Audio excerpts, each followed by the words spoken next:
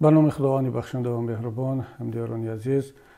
برادران، امروز از من خواهش کردند که در رابطه با دو موضوع نظر خود را بگویم و این دو مسائل را کمی شرح بدهم. یکی اینکه نتیجه انتخابات پرزیدنتی امریکا که دیروز برگزار شد و امروز طبق نتیجه های اولیه دونالد ترامپ پرزیدنت ایالات متحده امریکا انتخاب شد و برای خیلی از همدیاران ما این موضوع شاید جالب باشد که انتخاب دونالد ترامپ به حیث رئیس جمهوری امریکا چه تأثیری به جهان، چه تأثیری به آسیای مرکزی به خصوص برای تاجیکستان ما خواهد داشت. و موضوع دوم این سرقانون جمهوری تاجیکستان است که امروز 6 نوامبر روز سرقانون جمهوری تاجیکستان است و یک صحبت کوتاه هم درباره چگونه سند دادن آن و وضع مناسبت ما و شما و در مجموع وضع سرقانون در کشور ما در تاجیکستان چگونه است. خب، در موضوع اول چند نکته رو میخواستم بگویم. اول اینکه وقتی که در یک کشور دموکراتی انتخابات برگزار می شود، چه انتخابات پارلمانی باشد چه پرزیدنتی، اون انتخابات تا لحظه آخر یک اینتریگ دارد و یک جذابیت دارد. مردم تا لحظه آخر نمیدانند که کدام حزب یا کدام شخصیت پیروز می شود. فرق ندارد این ابرقدرت است مثل امریکا یا یک کشور کوچک مثل مالداوا برای مثال که هفته گذشته انتخابات پرزیدنتی بود و من هم این انتخابات رو پیگیری میکردم با چند دلیل. یکی اینکه این کشور سابق شوروی هست، دوم برام خیلی جالب بود که آیا نامزدی نزدیک به پوتین پیروز می شود یا نامزدی که سیاست‌هایش رو به اروپا هست. و در هر دو صورت هم چی در امریکا چی در مالداوا، چون نظام سیاسی نظام دموکراتی هست، رقابت هست، تا لحظه آخر معلوم نبود و نمیتوانست کس پیش بینی کند که کی پیروز می شود. برای مثال در مالداوا وقتی که ما پیگیری میکردیم با دوستان، تا لحظه های آخر نامزدی مخالف که نزدیک به پوتین بود و اگر پیروز میشد مالداوا را حتما به سمت روسیه میبرد، او پیش صف بود 51 با 49 و فقط در لحظه های آخر وقتی که آوازهای دیاسپورای مالداوا در اروپا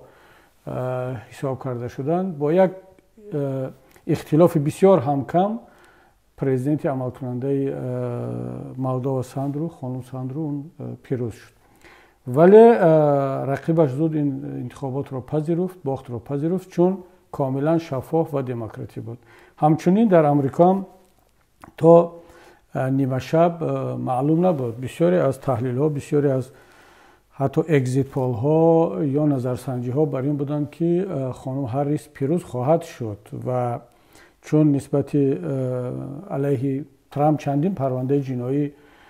بود در جریان هست و او یک سیاستمدار جنجالی غیر معمولی است و خیلی ها فکر میکردن که ترامپ این انتخابات را میبازد، اما امشب معلوم شد که نه، ایشان پیروز شدند. و این از ویژگی های انتخابات در کشورهای دموکراتی است، برخلاف کشورهای دیکتاتوری که از قبل معلوم است که در این انتخابات کی پیروز می شود. برای مثال در تاجیکستان، در روسیه و در خیلی از کشورهای دیگر اصلا انتخابات معنی ندارد، نامزد بودن معنی ندارد و اون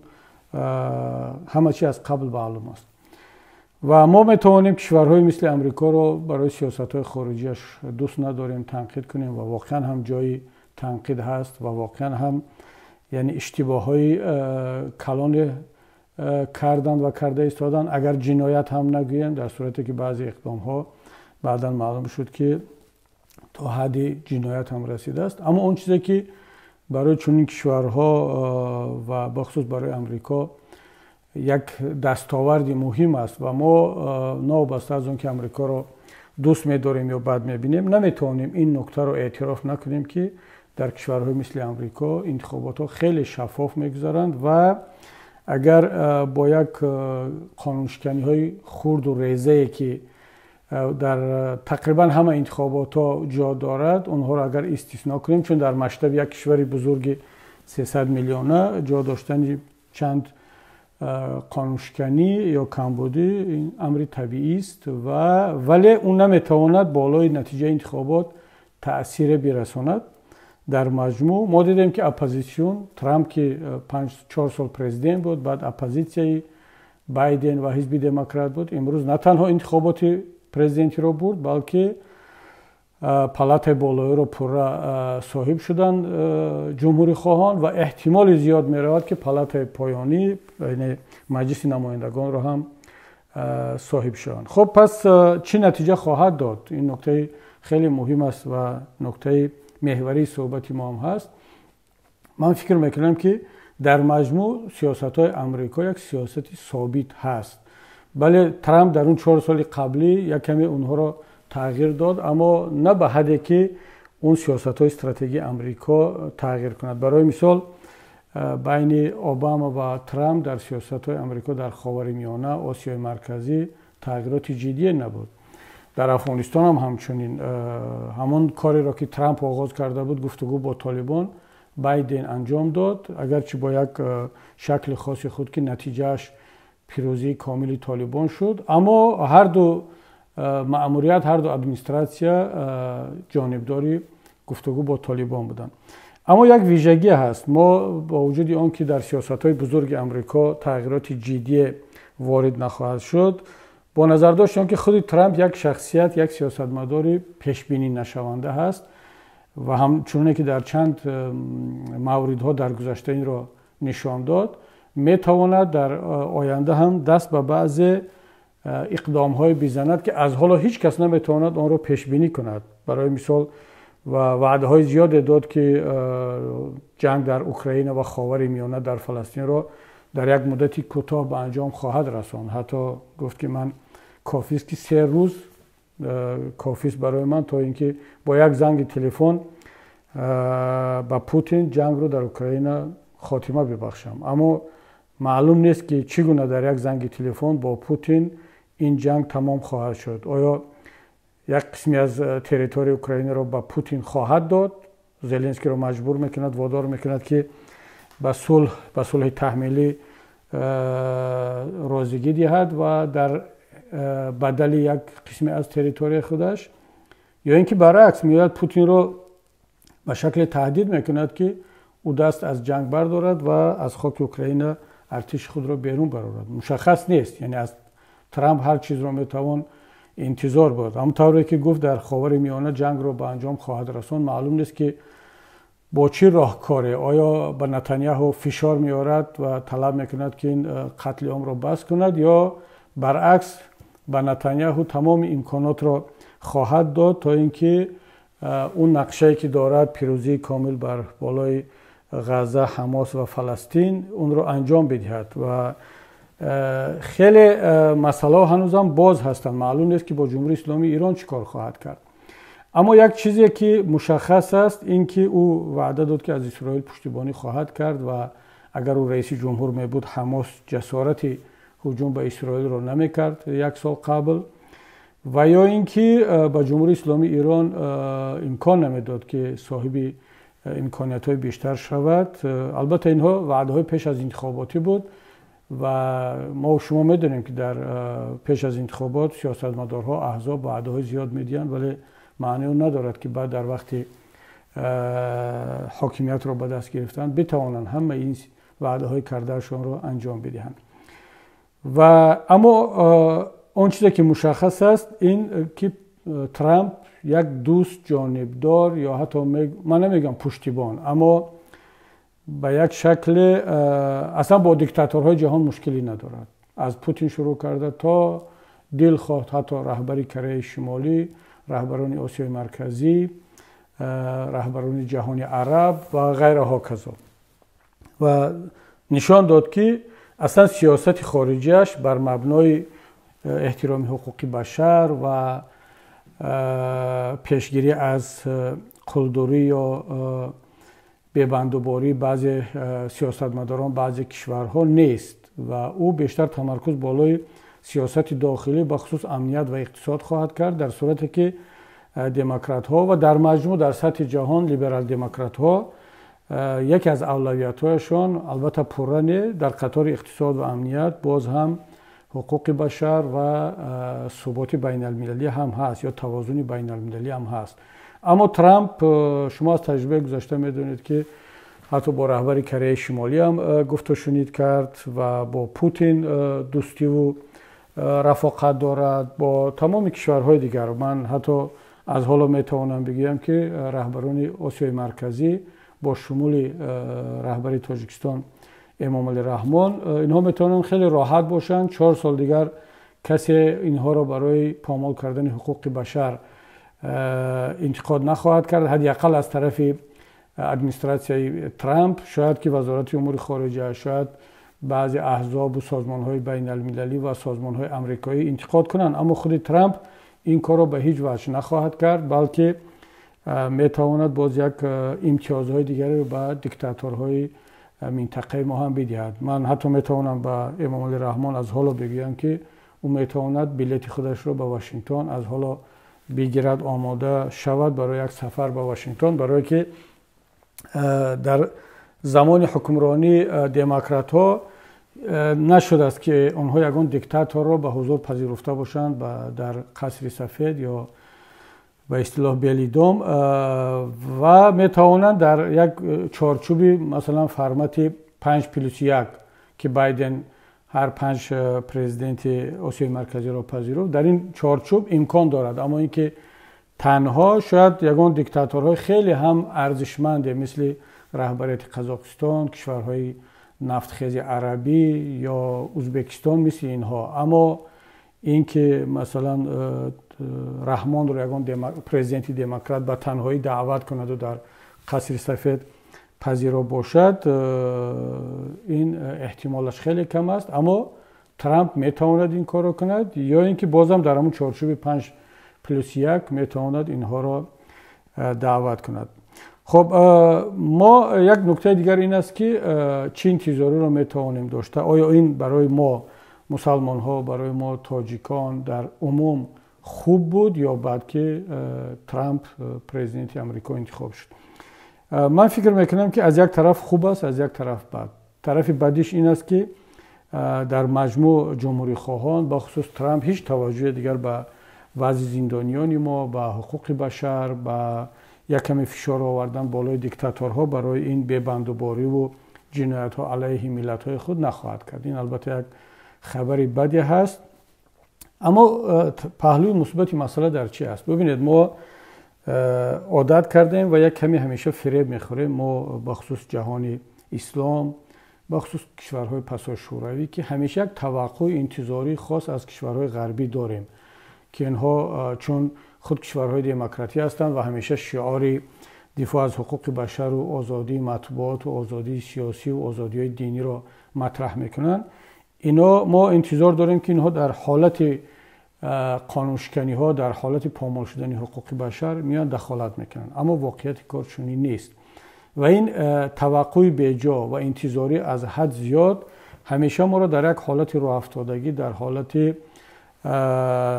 ناامیدی قرار میدهد و حتی بعضی ها در یک گوشه خاطرشان امید دارند که مسئولیت آزاد کردن کشورهایشان و ملت‌هایشان گویا به دوش امریکا و اروپا و کشورهای دموکراتی باشد. اما وقتی که یک نفر مثل ترامپ به سر قدرت می آید و که او نه وعده دموکراتی می دهد، نه وعده حقوق بشر و اصلا از رفتارهایش معلوم است که اهل چنین کارها نیست، شاید این برای ما مسلمان ها، برای ما ساکنان این کشورهایی که در فضای دیکتاتوری به سر میبریم، شاید بهتر باشد که دیگر با امید هیچ کس نشویم. و چون ما سالهای قبل هم میگفتیم باید که با امید سازمان‌های بین المللی، نهادهای حقوق بشر، کشورهای دموکراتی نباید شد، چون اون زمانی که خیلی هم ما با یک رمانتیزم سیاسی از اینها امید داشتیم گذشت.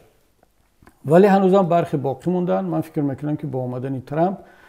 جهان اسلام بخصوص کشورهای پسا شوروی باید این را درک کنند که دیگر آزاد کردن ملت ها و کشورهایشان این مسئولیت خودی آنهاست و هیچ انتظاری دیگر از ترامپ و امثال اینها نباید داشت. من فکر میکنم که این مسئله خیلی مهم است و یک کمی ما را وادار میکند که بالای خودمون، بالای پایهای خود بیستیم و خودمون تکیه کنیم و با امید دیگران نباشیم. و در مجموع من فکر میکنم که یک آینده خیلی هم ناروشن جهان را انتظار هست. اما اون چیزی که خیلی مشخص است تنها این پیروزی ترامپ نیست، بلکه در مجموع دوستان گرامی جهان به سمت دیکتاتور دارد حرکت میکند. این را باید اعتراف کنیم، باید قبول کنیم. نه تنها در کشورهای ما، در اون قسمت جهان که شرق یا جنوب و شرق، بلکه در نیمقاره یا در قسمت غرب و شمال سیاره هم که بیشتر کشورهای دموکراتی بودند، کشورهای نسبتاً آزاد پیشرفته، در این جا هم می‌بینیم که یکی پس دیگر حزب‌ها و سیاستمدارهای ملتگرا، حتی دارای اندیشه‌های فاشیستی و دیکتاتور معاب‌ها مثل ترامپ و آربان و در مثلا آلمان حزب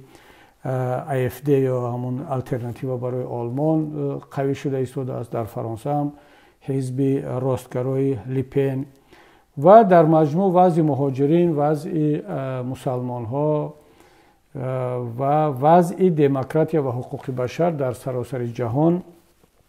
بدتر خواهد شد و این مسئولیت ما را دوچند و سه‌چند خواهد کرد که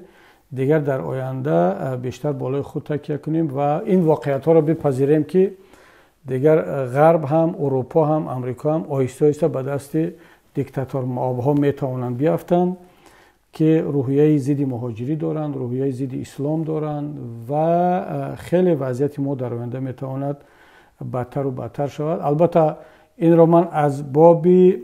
کمی احتیاط و پیشگیری گفته ایستادم. کار میتواند به این حد ناامید کننده هم نباشد. اما اون چیزی که مشخص است این است که ما باید مهاجرین، بخصوص مهاجرین مسلمان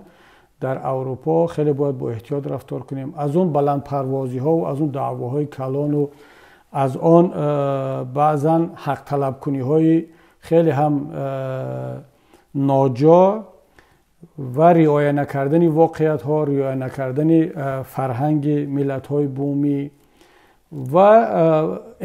اعتبار ندادن با واقعیت های روز که ما گاها احساس میکنیم که بعضی از ما در اروپا زندگی آمدن برای زندگی و کار و فعالیت، ولی چنین رفتار میکنن، چنین صحبت میکنن که گویا مثلا در یک وطن اسلامی وطن خودشان باشد که در اونجا هم حقوق بشر هست، کسی مسلمان ها را برای فکر و اندیشه و عقیدهشون کاردار نیست و وقتی از اونجا سوال میشد که چرا چنین رفتار میکنید، میگه خب مگر در اینجا دموکراسی نیست، در اینجا مگر حقوق بشر نیست، من از چی میترسم؟ بله در اینجا فعلا دموکراسی هست، حقوق بشر تا جای هست، پوره هم نباشد در مقایسه با کشورهای ما بهتر است، اما معنی آن ندارد که همچنان باقی خواهد ماند و این نکته خیلی مهم است و من این را با تأکید به هموطنان، به مهاجرین، به کسانی که به یک شکل با ما ارتباط دارند این را تأکید میکنم که از همه گونه رفتار و گفتارهایی که میتواند برای خودمان، برای مهاجرین، برای دیگر مسلمانان دردساز شود باید خودداری کنیم. البته این به معنی اون نیست که ما در یک حالت ترس و ناامیدی قرار بگیریم، نه، اما رعایت مرزها، به اعتبار گرفتن واقعیت‌ها، این یکی از واجباتی هست که هر یک مسلمان، هر یک تاجیکستانی باید اون را به نظر بگیرد. خب این درباره چند نکته، چند ملاحظه درباره انتخابات آمریکا و عاقبت‌های آن برای ما تاجیکان، برای مهاجرین و در مجموع جهان اسلام بود. اینجا می‌خواستم با پیشنهاد دیگری برادران، اونم که باشه درباره سرقانون چند جمله بگم، چون امروز روز سرقانون جمهوری تاجیکستان است. اصلا دو نکته است در اینجا دوستان گرامی. اول اینکه سرقانون برای هر کشوری، برای هر ملت یک سند بسیار مهم هست. البته هستن کشورهایی که اصلا سرقانون ندارن، مثل بریتانیا که مجموع قانونها هست، اما اون طوری که در بسیاری کشورها هست، از اون جمله در تاجیکستان ما، یک سرقانونی نوشته شده مشخص وجود نداره، در صورتی که در اکثریت کشورها، از اون جمله کشورهای دموکراتی هم یک سند مهم با نام قانون اساسی کنستیتوسیا یا سرقانون وجود دارد. این چی سند است؟ این سندی هست که تمام زندگی یک ملت، یک کشور باید با اون مطابق گردانده شود. حیات سیاسی، اقتصادی، دینی، فرهنگی، حقوق بشر، توازن قدرت ها، رفتار حکومت، مناسبت شهروندان با قانون.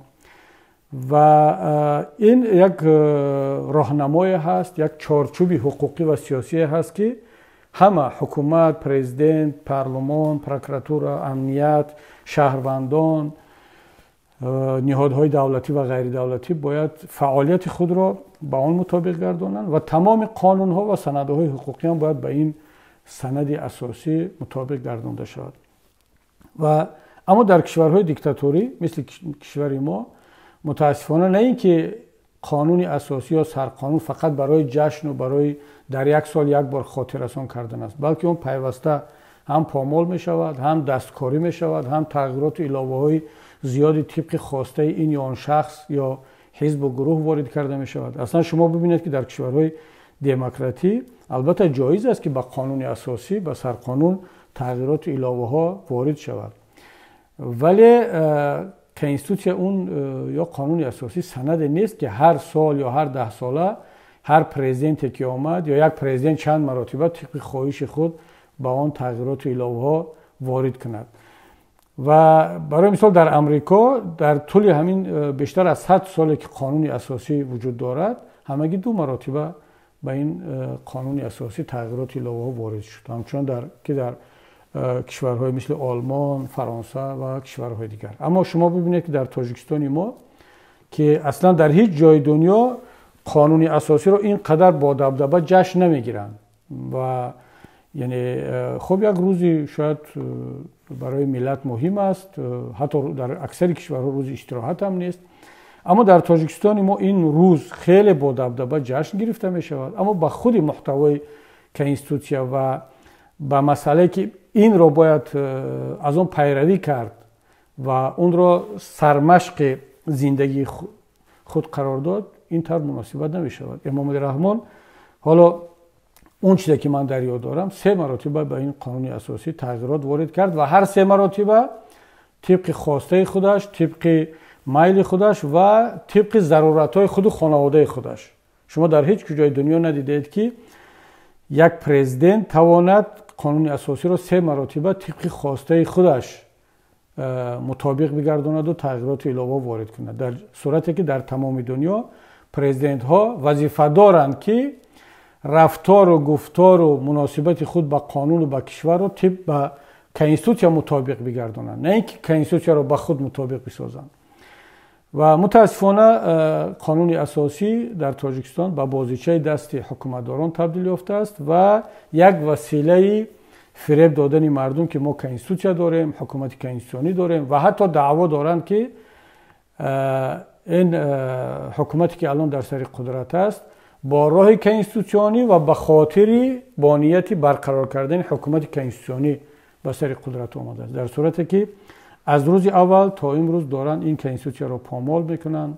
این کنستیتوسیا رو ویران میکنن و تحقیر به این کنستیتوسیا کرده ایستادن. مسئولیت ما ملت تاجیک چی است؟ از آن جمله پیمان ملی تاجیکستان در نزد خود این مسئولیت رو گذاشته است که اولین کاری که در تاجیکستان باید کرده شود قدرت و قانون یا که قدرت و عملی شدن کنستیتوسیای جمهوری تاجیکستان را همچون قانونی اساسی باید تأمین کند. یعنی ما باید قانونی اساسی را از این حکومت امروزه باید حمایت کنیم، دفاع کنیم، از دست او نجات بدهیم، آزاد کنیم، تا اینکه نه اینکه قانونی اساسی در خدمت یک انسان باشد، بلکه پرزیدنت، حکومت، پارلمان و تمام مسئولین از آن جمله شهروندان زندگی و فعالیتشان طبق کنستیتوسیا باشد و کنستیتوسیا بالای همه برابر حاکم باشد. و این هست مناسبت ما که حتما در آینده ملت باید که عملی شود و پیمان ملی تاجیکستان تمام تلاش خود را خواهد کرد و این نکته در برنامه پیمان خیلی مفصل ثبت شده است و امیدوارم که هموطنان عزیز این نکته و این شرح‌هایی که ما در این موضوع کردیم برای شما مفید بود و ما هم یک مقدار هم باشد مسئولیت خود را در نزد ملت، در نزد قانون اساسی و در نزد وطن و کشورمان انجام داده باشیم. خداوند یک و یک شما را نگهبان باشد.